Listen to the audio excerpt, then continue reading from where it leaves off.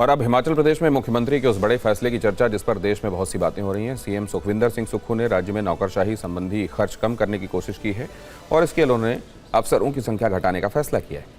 आप पहले इससे जुड़ा फिक्र का डेटा कैप्सूल देखिए और फिर कर्ज की चुनौतियों से निपटने वाला उनका एक बयान भी सुनाएंगे। सीएम सुक्खू के ऐलान के मुताबिक हिमाचल प्रदेश की सरकार राज्य में भारतीय प्रशासनिक सेवा यानी Indian administrative services IAS, Bharat one सेवा यानी इंडियन फॉरेस्ट सर्विसेज और भारतीय पुलिस सेवा यानी इंडियन पुलिस सर्विसेज के अधिकारियों की संख्या कम करने वाली है।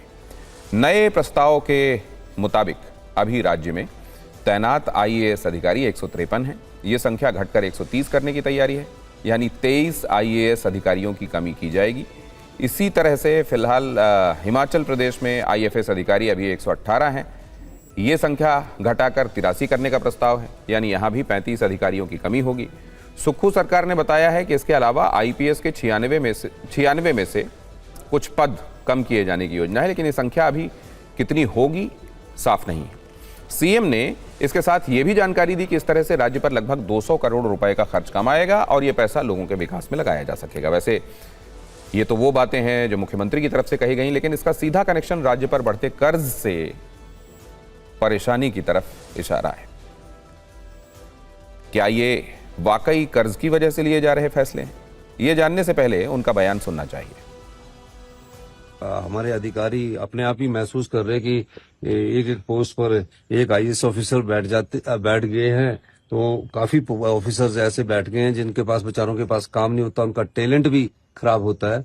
तो इसीलिए मैं सबसे ज्यादा जो अप्रूवल है वो दिल्ली जाने के लिए दे रहा हूँ कि जो अधिकारी दिल्ली जाना चाहता है, पहले इनकी फाइलें रोकी जाती थी, मैं इनकी फाइलें तुरंत प्रभाव से अप्रूव करता हूँ और जब रिलीव होना होता है तुरंत प्रभाव से कह रहा हूँ, क्योंकि इतने अधिकारियों की जरूरत नहीं है। हमारा 130 भी अभी ज्यादा है, पर लेकिन कुछ IAS ऑफिसर्स की रिजाइनमेंट थी तो मैंने 130 किए, पर मैं तो चाहता हूँ कि IAS अधिकारी कम से कम 100 और 110 के बीच में होने चाहिए। एक अधिकारी पर अगर हम सारे करेंगे तो 200 करोड़ रुपया कम खर्चा आएगा, जो कि लोगों को हम सेवा कर सकते।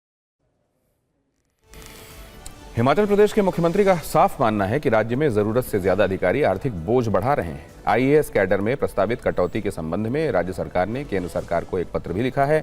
अधिकारियों के वेतन, गाड़ियों, आवास और दूसरे सहायक स्टाफ पर होने वाले भारी खर्च को भी कम करने का प्रयास किया जा रहा है। मुख्यमंत्री ने यह भी कहा है कि हिमाचल पथ परिवहन निगम HRTC में भी अधिकारियों की संख्या कम की जाएगी। इसके जरिए भी सरकार पर आर्थिक बोझ कम किया जाएगा। लेकिन यहाँ विस्तार से समझने वाली बात क्या है? असल में हिमाचल प्रदेश पर बढ़ते कर्ज का भारी बोझ है। राज्य पर सार्वजनिक कर्ज और कुल देनदारियां 1 लाख करोड़ रुपए के आंकड़े को पार कर चुकी हैं। नए लिए जाने वाले कर्ज का एक बड़ा हिस्सा पुराने कर्ज के मूलधन और ब्याज को चुकाने में ही खर्च हो जा रहा है। और अगर आप ये सोच रहे हैं कि यह सिर्फ एक हिमाचल की कहानी है, तो ऐसा भी नहीं है। भारतीय रिजर्व बैंक के हाल के आंकड़े बताते हैं कि कई बड़े राज्यों को कर्ज के बोझ तले दबकर अपने रेवेन्यू का एक बड़ा हिस्सा इनके ब्याज के भुगतान में ही खर्च कर देना पड़ता है। इसमें पश्चिम बंगाल नंबर 1 पर है, जहां सिर्फ ब्याज के भुगतान पर 45,000 करोड़ रुपए से अधिक खर्च किए गए। इसके बाद दूसरे नंबर पर पंजाब है, वहां का राजस्व कलेक्शन 70,000 करोड़ रुपए था, लेकिन कर्ज के ब्याज भुगतान पर ही 24,000 करोड़ रुपए खर्च किए गए। तीसरे नंबर पर बिहार है, 62,000 करोड़ के रेवेन्यू में 21,000 करोड़ रुपए सिर्फ ब्याज चुकाने में चले गए। इसी तरह से केरल, तमिलनाडु, हरियाणा, राजस्थान, आंध्र प्रदेश, मध्य प्रदेश और कर्नाटक भी टॉप 10 कर्ज वाले राज्यों में शामिल हैं। वहां भी इस कर्ज से निपटने की चुनौतियां हैं।